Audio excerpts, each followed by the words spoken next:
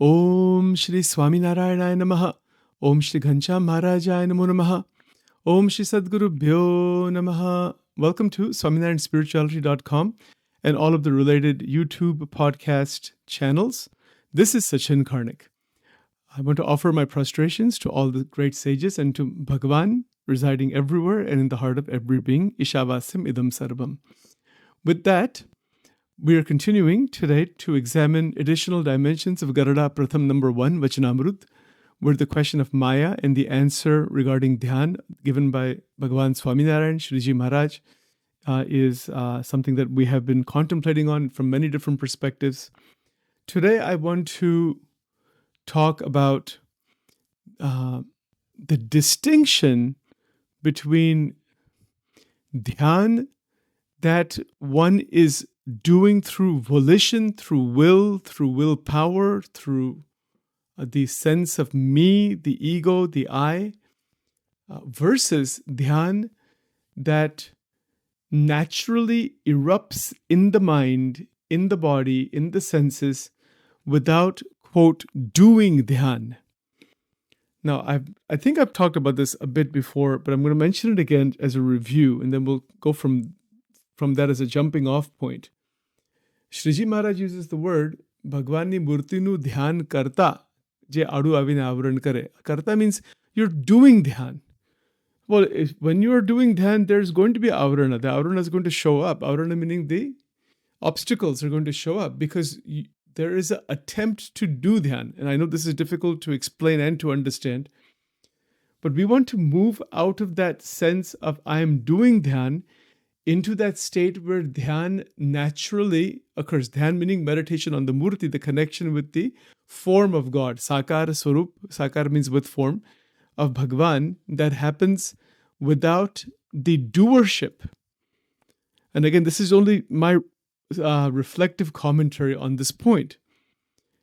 And this is, I think, the solution. The solution to Akhandavritti, the solution to reaching Akhandavritti, meaning unbroken flow of the thoughts and emotions, feelings, all mental activity connected to Bhagavan without any kind of a break is called Akhandavritti, like the flow of oil from one container to another. The flow is unbroken. You cannot even tell if it's moving or not, but it is. It's moving every second, and every particle of oil is connected to the second particle, third particle. It's all connected together into one unbroken flow. That is why it is called Tel Dhara Vritti. Tel ni dhara ni jem in Gujarati. Tel dhara means that flow of oil from one container to another. And there's actually a more technical word for that in English. And I saw a video on YouTube recently about that. I'll find it and I'll put it in the subsequent recording somewhere. Yeah, but there's actually a specific word for this in English, where you cannot tell if it's actually moving or not, right? So it's an unbroken flow, and you cannot tell that it's actually flowing at all. See, that's the whole point, that our manovritti can be linked with Paramatma, with Bhagavan, because it is linked with the worldly objects and our vasanas and all those things. But to move out of that and to connect it with Paramatma, as a sadhana is the most difficult, as Maharaj already said. But we want to go from most difficult to the most straightforward. And that is what is talked about in Garada Madhya 13, which is a very famous Vachanamrut throughout the entire Sampradaya. So it's very, very famous that Madhya 13, Maharaj doesn't use the word sadhana or the word nishta. He's saying that you just observe me directly as I am, and you're free. Is to realize through tattva that what is the tattva that is present in front of me, and then the connection is unbroken. He said it in Gujarati, Tame pada swarupne juo chopan jem chete molkhyama avtunati. You have not recognized what I am, who I am. It's like the example I gave before. If you have Mr. Bill Gates, who has $100 billion, he comes in shorts and this half-sleeve shirt, that's not even very clean or whatever, and with long beard or whatever. You cannot recognize who he is. He comes that way to interact with people in a very poor neighborhood. So they think he's one of them, some new person in the neighborhood. He acts like them and he talks with them and interacts with them. But he is completely beyond all of that poverty. So similarly, when Bhagwan comes in human form, he acts like us and talks like us and speaks a language and just like any other human being. But to recognize the human manifestation, just like Jesus said, "You have seen me, you have seen the Lord." Shriji Maharaj says, that murti that is inside the divine light, Tejno Rashi, that divine murti, that divya vigraha, that aksharatit paramatma. He says that murti that is there, that is the tattva beyond Akshardham itself, is the essence of the Akshardham. That tattva, that Purna Purushottam Parabrahma Narayan, Maharaj says that is me. In Garada Madhya 13, he makes it very clear. Tejne Vishay Murti che, ej apratyaksha Maharaj che. In Gujarati, it is spoken that way by Maharaj, meaning that pratyaksha means that which is in front of your eyes, that which is beyond and transcendent is here in human form right now. And if one recognizes that murti as it is, Maya instantly disappears. The Maharaj himself said, you don't have to even try to go beyond Maya. Kam, Krodh, Lo, Mohammed, Sar. Nothing remains. To recognize that which is the Paraswarup, that which is transcendent, is Pratyaksha and Pragat, is present here. To recognize it as it is, what that tattva really is. That's all. And when you recognize it, the whole thing disappears. Just like Bill Gates going to the dilapidated homeless shelters or in very poor neighborhoods. But somebody recognizes him, who he is, and then it builds a connection with him. It's a recognition and connection, and that's all. All he has to do is come, I'll take you out of this place and I'll make you a millionaire. He can just give him $1 million and make him a millionaire right away. Because he's connected to him somehow. I mean, I'm just using that financial example, not because of money, but because of for ease of understanding. So similarly, Bhagavan takes us straight out of Maya, completely out of Maya, the moment we recognize him, and then we don't forget him. We recognize him and build a relationship with him. As a dasatva bhakti, as a prem bhakti, through atmanishta. There's so many ways to build a relationship. We'll get to all that later on. But that relationship is built with the Ishtadevata, with Paramatma, with Bhagavan, by recognition. It's called Olkhan in Gujarati. It's recognition. To recognize that Paramatma in human form here. In the murti, of course, you can make a murti and say this is God. Like Krishna, we have Krishna's murti or Ramji's murti or Shivji's murti. We have all those murtis. But that same Paramatma comes in human form, and to recognize, that's what Shriji Maharaj is specifically talking about throughout Vachanamrut. Pratyaksha, Pragat, he uses those words all the time. He says the word murti all the time. He says swarup and murti, and these words are used again and again, not just some abstract God sitting somewhere. Not like that, but that which is manifested here on earth in accessible form. And that is his focus. Now let's take it one step further. The recognition of this form is the whole game. It's the whole point, is to recognize who is in front of me. Let's use some examples and some historical examples. The Gopikas, in Srimad Bhagavatam, the way it is described, they were not students of scriptures or anything like that. They were in love with Krishna. They just recognized him and they couldn't stop thinking about him. Sometimes that happens in our life. We cannot stop thinking about somebody, right, for some time or some situation, but that's in the worldly sense. People get married and date and do all these things all the time. They don't get mukti because of doing that. They get usually more bound. It's okay, do it, and it's not an issue, but you wind up having a lot of intrapsychic bondage with the people of the world, people that we quote love and are attached to and all that kind of stuff. But what if one of those individuals was actually God himself in human form and you got attracted to him? Then that's it. Then that will lead to mukti. So it's a question of who we're attached to. People are attached to all the time, to all kinds of people, like those homeless people or really poor people. But if they get attached to Bill Gates and then he reveals himself, this is who I am, immediately the poverty disappears. He can make the poverty and everything go away instantly. Make somebody a multi-millionaire if he wants instantly. If somebody has $100 billion, he can give $10 billion to somebody if he wants without breaking a sweat. Isn't it so? Similarly, this is the kind of teaching that's there in Vachanamrut. to recognize who is that Paramatma in human form. That is the whole ball game, and that was during the time of Shriji Maharaj at that time.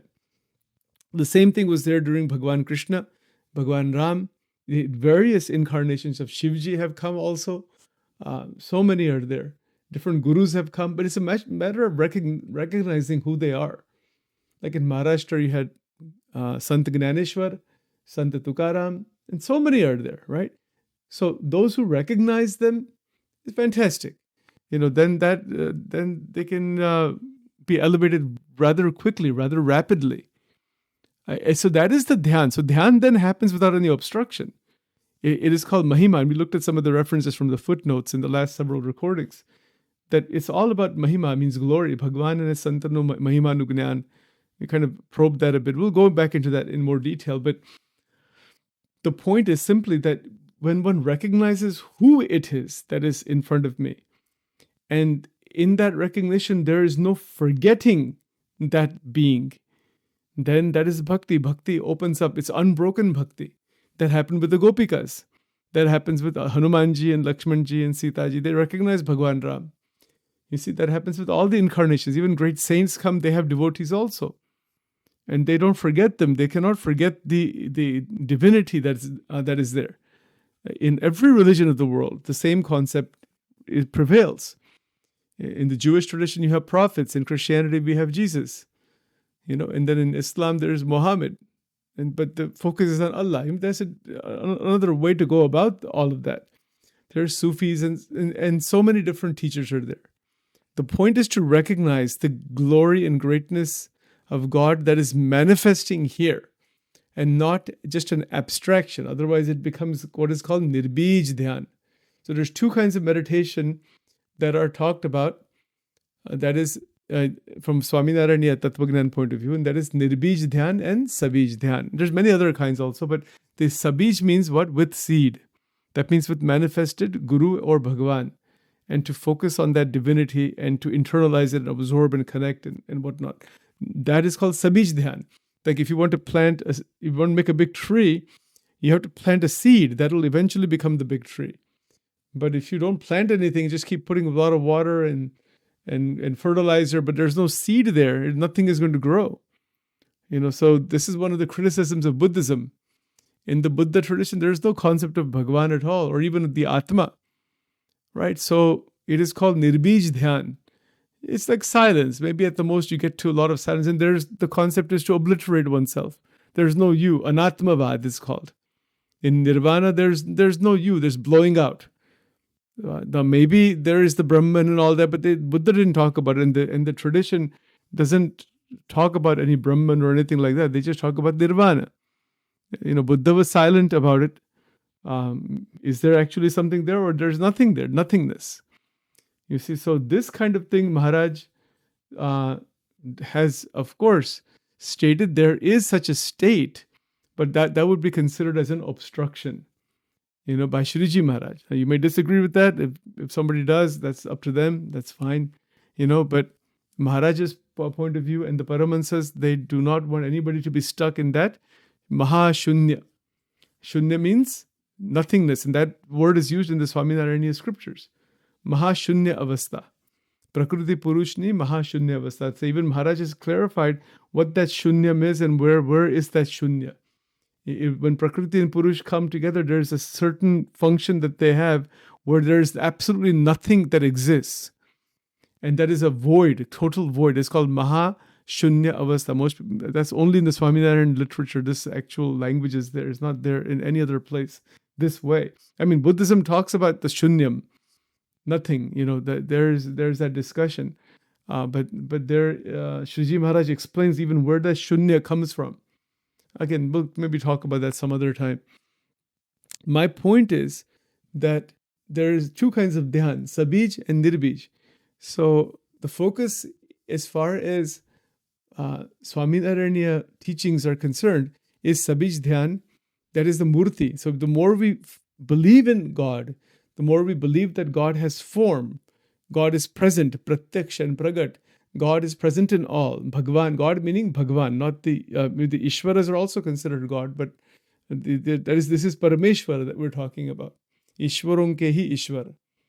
Right? So this is the idea here.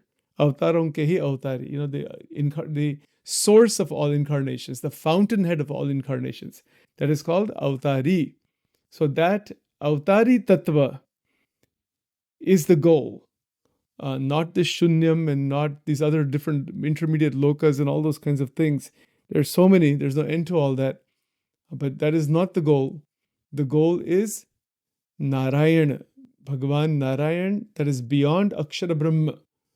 That is the perspective in Vachanamrut. Not just a perspective, it's the tattvic, ontological, epistemological description of what Sriji Maharaj himself has brought out or seen. He said, I have seen it all. I've seen all these Panchbhed. I can see everything from all sides, and from Anirudeshan. He uses those words like that. And that's what he's talking about. He says, I can see A to Z everything. There's another technical word that is used. It's called Ekakala Vichinna. Ekakala Vichinna means that in one shot, in one fraction of a second, that Paramatma knows everything. He knows everything. It's omniscience. It's one of the omni qualities. It's sarvagnata. But Ekakala Vichinna, meaning the entire activity of Prakriti, and everything under Prakriti is known within a fraction of a second. I mean, that's just a way of putting it. It's even less than a fraction of a second. There's no time, actually. The time stops when you cross Prakriti and Purush. When you actually go into the Brahman, the Nirakara Brahman, there's no time there. And then Nirakara Brahman is one aspect of Akshardham. The other aspect is Sakar. There are two forms. We get to all that later on. That's Garada Pratham 21. There's a Sakar form, meaning with form, and there's a Nirakar form also of Akshar. Right? So, very interesting stuff is there. The point here for today is to recognize and to believe. See, I'll put it to you this way. Even the need to believe is not there once there's recognition. If a person recognizes who is Bill Gates and says, wow, the billionaire man is here in front of me, and and recognize and talks to him and says, I have found you out. I know who you are, and I respect you, and you're, and he says, he says, yes, that's me. He reveals himself. It's recognizing the one who has come in disguise. This is called Natni Maya in Vachanamrut. So in Vachanamrut, it's called Natni Maya. Natni Maya means that it's an actor. Natvar. Bhagavan is called Nattavar. There's a beautiful bhajan we used to sing in the Hindu temple when I was in Tennessee. Nattavara Nagara Nanda Bhajore Mana Govinda. Nattavara Nagara Nanda Bhajore Mana Govinda. Tu hi Nattavara, tu hi Nagara Nachat Bala Mukunda. Bhajore Mana Govinda. It's a beautiful bhajan. You can put it on the YouTube. You'll find it easily. So Natvar means what? He's an actor. He's taken on this human garb, doing lila. Janma karma chame divyam evam yoveti tatvata. Bhagavan Krishna himself says in chapter 4 in the Gita, my janma, my karma, my every action is divine. But it is a lila. It's a divine play only. God doesn't have any birth or death or old age or anything. It's just a form that is taken to interact with the jivatma that is inside Prakriti. So that activity that is done inside Prakriti is called lila, and it's acting. It is acting as a human being. Like if Bill Gates, who's $100 billion man, acts as a homeless person, talks like a homeless person, is dressed like a homeless person, dressed like a person on the streets, and going to shelters and living in the shelters, you would never know who he was. But he's doing that because he wants to interact with those people who are there and then and show them the way out or something. There's some purpose behind it, let's say. Maybe he wants to build a big facility in some city. So he needs to see what's really going on. It's like that story in Ramayana where Bhagwan Ram disguises himself as an ordinary merchant and goes into the populace this is when he gets on the throne to hear what the people in the society are talking about him and his kingdom and all that. So that he dresses in such a way that nobody recognizes who he is. It's like that. It's a garb that's taken, and it's a matter of recognition. And once you recognize, and then there's a link connected, then there's revelation. So that is Recognition in Gujarati is called Olkhan. And then that link, that is the bhakti, but then Bhagwan himself reveals himself. You see, so that revelation is revealing the tattva that he is, who he actually is. It's not a he or she also. It is the tattva, it is the Parabrahma tattva that is revealed. You see, so that revelation, so that's what Maharaj is saying in Madhya 13, that if you can see who I am really, there's no question of Maya. There's no question of any kind of ignorance, or you're just connected without any break. There's a continuous, unbroken connection. When there's a full recognition, there's a recognition of who is actually there. Then there's no forgetting of God at all. You cannot forget. There's no trying to remember Paramatma also. You don't need to try. So, for example, if take the Bill Gates example again. He recognized who he is, and through the recognition, there's a bond established. And then once the bond is established, he can take the person out of the poverty right instantly and put him into a mansion and do all kinds of things and give him a fantastic job or give him all kinds of support from all sides. I mean, he takes him out of that old condition, puts him directly into a new condition. It's a jump from one to the other. Direct. There's no middle ground there. So there's no progression out of the homeless shelter into working a minimum wage job and becoming a manager at some fast food place and working for 20, 30 years and then making some amount of money. None of that is necessary. See, that is the path of sadhana. So we want to, the interesting rahasya in Vachanamrut, a lot of sadhanas are shown just to show that they're absolutely useless and meaningless. That the sadhana doesn't take one anywhere actually. But to realize that we have to do sadhana. We don't, but eventually sadhana doesn't become sadhana anymore. It just becomes love. So it's an unbroken connection. You don't need to do sadhana. That's where the trouble begins. Doing dhyan, doing sadhana, doing seva. I am doing this. I am doing that. There's a doership. Once the doership disappears, God is in front of us all the time. Then there's no question of pulling back and forth with vasanas and all the trouble that is there in the spiritual path, which Riji Maharaj has talked about extensively. It disappears. It absolutely disappears, and disappears permanently when there is this unbroken realization that who is in front of me. And this is why we do the satsang every day and all these recordings. It's just for that point, to recognize who is there, what has been obtained already. We don't realize, it's like that other analogy. You've got the 2-year-old who has $100 billion diamond, or has several diamonds like that, billions worth of billions, has no idea what is value, what is money, doesn't know anything. So he has to grow up just to realize what he or she, that little child has, that little child, boy or girl, grows up at the age of 15, 16. As the boy gets older or the girl gets older, begins to realize what is the value of those diamonds. What is the value of $1 million and $1 billion? It's difficult. How does a 5-year-old child know what $1 million is? 5-year-old child knows candies and chocolates and some toys and all that. Doesn't know what it is.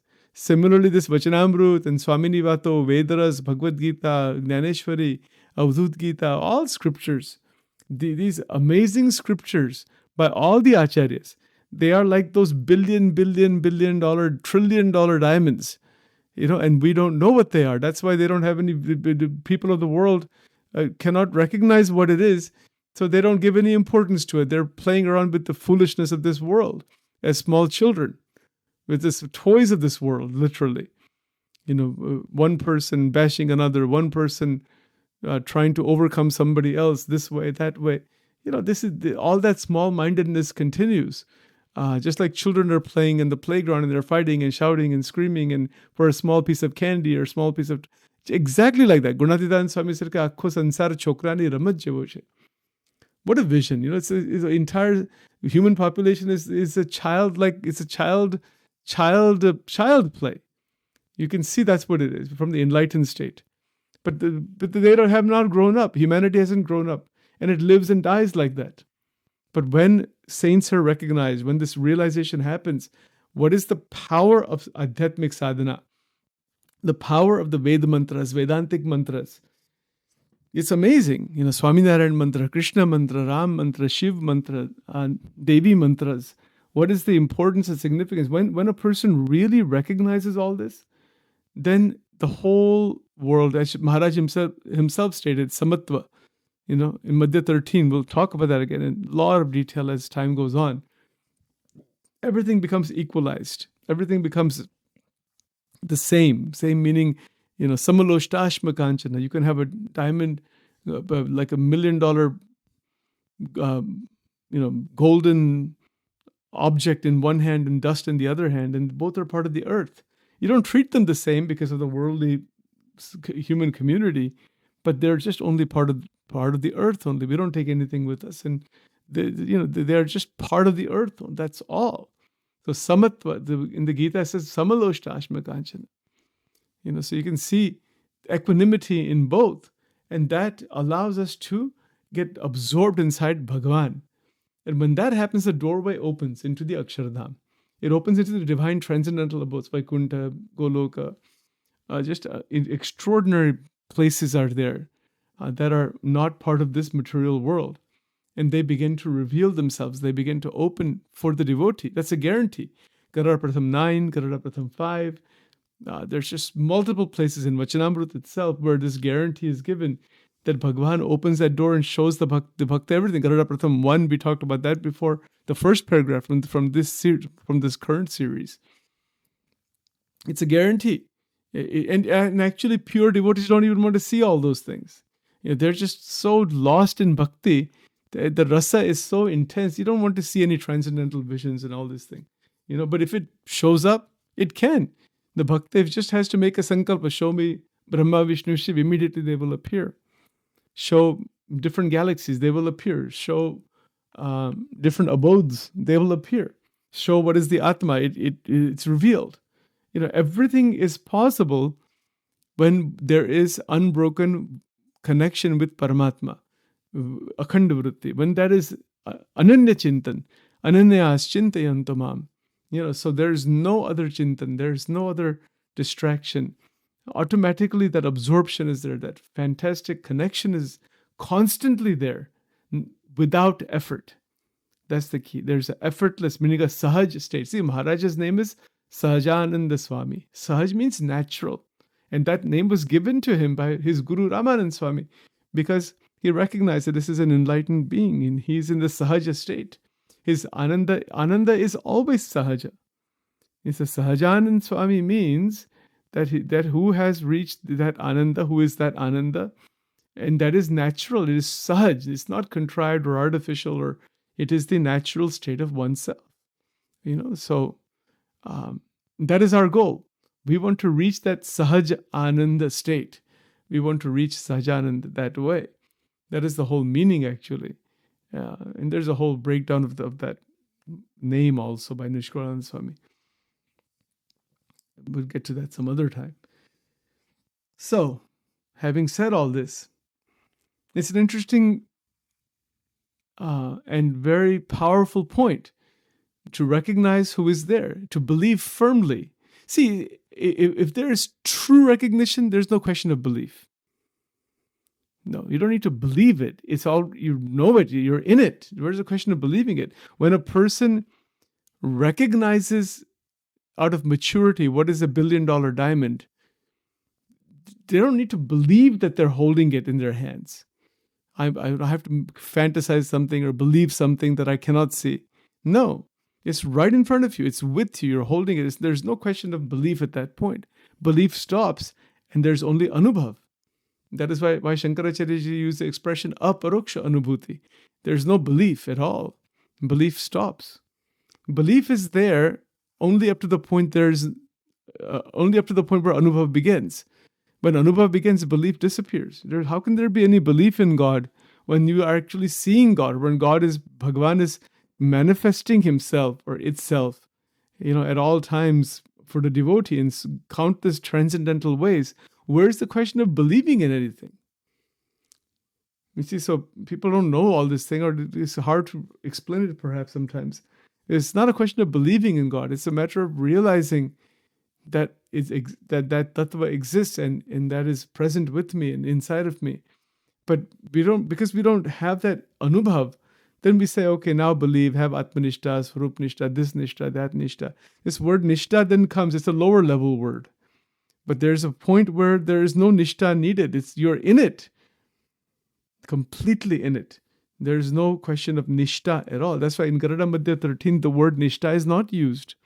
It's one of the few places where it is not used. And that's the reason is just for this reason, that we have to go beyond the limitations of belief and all the doubts and this and that, and into the actual real recognition. And once that recognition actually happens, that's it. The first step is the last step. And that opens the doorway into the dham. All the saintly qualities pour in. Everything pours. It just pours in. It's like the billionaire Bill Gates, he gives a check to the homeless person that makes him or her instantaneous multimillionaire within 1 minute. It's like that. Can Bhagavan do that for us? Of course. I'm not talking about becoming multimillionaire. I'm talking about mukti, jivan mukti. One is out of the bondages of the prakriti itself. And that is like getting out of the homeless shelter and into riches. So you're out of the prakriti and you're into the abodes of God. That's why in Mahabharata it is said that even the Svarga lokas are like narka, hellish, compared to the abode of God. They're not really hellish like that, but the comparison is so much that the abode of God, Vaikuntha Dham, Golok, Shvedvip, Akshardham, all of these are so much beyond that all of the lower heavenly realms they are absolutely of no consequence. This is it written in Moksha Dharma, Bhishma Parva, in the Mahabharata. So these points are all covered in Vachanamrut. This is extraordinary scripture. From every possible point of view, there's nothing left out. The entire 10,000 plus years of history of Sanatan Dharma and all the essence of all Adhyatmic sadhana is shown. But the beauty of it is also that there is no doing sadhana. There is just the basking in the realization of who is in front of me, who has been, who or what has been manifested. People in the homeless shelter can dream about billionaires. You see, that's having faith in God. But if God himself comes and says, I'm here right in front of you, you don't need to have faith anymore. Now he's right there. There's no question of faith or belief or any of those things. They don't apply anymore. You see, so those are all at some initial stages only, but that's all. Then there's no question of believing in anything. It's a matter of experience and direct realization of who is in front of me, what is in front of me. Like if we have, and most Hindus have mandir at home, if Murti of Ganeshji is there. Well, who is Ganeshji? Mahima. If the Mahima is 100%, you'll not forget Ganeshji for a second, right? If that's your Ishta Devata, or whoever Ishta Devata is, you'll not forget for a second, naturally. And the revelation will be there. It's hard to explain this because it's beyond language. I mean, how do you explain it? If a homeless shelter person automatically becomes a multimillionaire overnight, maybe you can try to explain it, but that experience of being that so rapidly is very difficult to explain. A person might go mad even, That's why Gunatidan Swami said, Ekdam jeev ne thamko api de to gando thai jai. He said, you'll go crazy. God is not going to give you what you cannot handle. It's like putting a massive sugarcane block, on the head of an ant. It'll be finished. It'll be dead. It'll be crushed. It has to be given a small particle that it can eat and that it can grow. And then it's okay. So it's like that. Our situation is like that. We cannot handle that ourselves. That is by grace. So that's why in pure devotion, form of God, sakar form of God, Bhagavan Nishta, Bhagavad Nishta, and asking completely for his blessing, because we cannot imagine any of it. There's no way we can imagine what is God. It's beyond our imagination, beyond anybody's imagination. The only thing is to be lost in bhakti. And with that, we'll stop here. For now, Om Dhyanamudam Gurur Murti Mantramuram Gurur Vakyam Pujamulam Gurur Padam Mokshamulam Gurur Krupa Om Shri Sajananda Swami Maharajani Jai. Thank you.